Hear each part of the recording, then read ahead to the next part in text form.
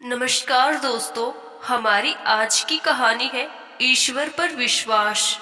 एक औरत रोटी बनाते बनाते ओम भागवते वासुदेवाय नमः का जाप कर रही थी।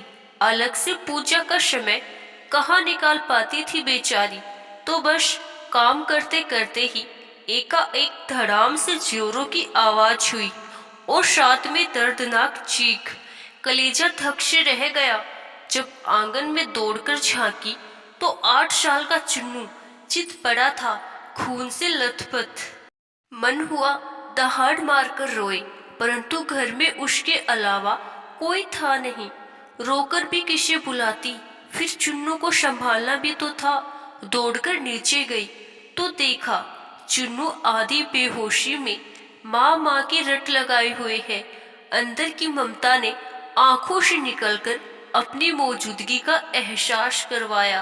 फिर 10 दिन पहले करवाए अपेंडिक्स के ऑपरेशन के बावजूद न जाने कहां से इतनी शक्ति आ गई कि चुन्नू को गोद में उठाकर पड़ोस के नर्सिंग होम की ओर दौड़ी। रास्ते भर भगवान को जी भरकर कोसती रही, बड़बड़ाती रही, हे कन्हैया, क्या बिगाड़ा था मैंने तुम्हारा जो मेरे ही बच्चे को।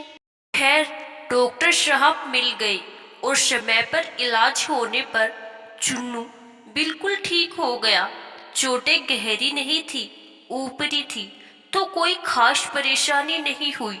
रात को घर पर जब सब टीवी देख रहे थे तब उस औरत का मन बेचैन था। भगवान से विरक्त होने लगी थी। एक माँ की ममता प्रभु सत्ता को चुनौती दे रही थी। उसके दिमाग में दिन की सारी घटना चलचित्र की तरह चलने लगी। कैसे चुन्नू आंगन में गिरा कि एकाएक उसकी आत्मा सिहर उठी। कल ही तो पुराने चापाकल का पाइप का टुकड़ा आंगन से हटवाया है, ठीक उसी जगह था जहां चिंटू गिर पड़ा था। अगर कल मिस्त्री न आया होता तो। उसका हाथ अब अपने पेट की तरफ गया, जहां टांके अभी हरे ही थे ऑपरेशन के।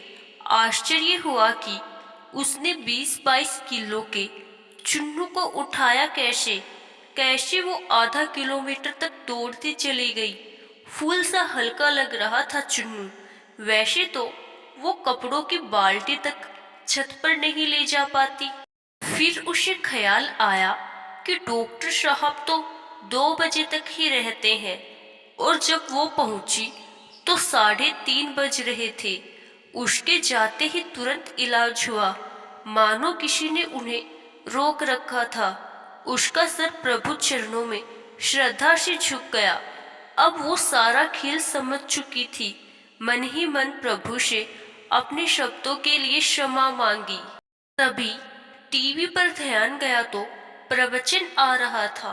प्रभु कहते हैं, मैं तुम्हारे आने वाले संकट रोक नहीं सकता, लेकिन तुम्हें इतनी शक्ति दे सकता हूँ कि तुम आसानी से उन्हें पार कर सको।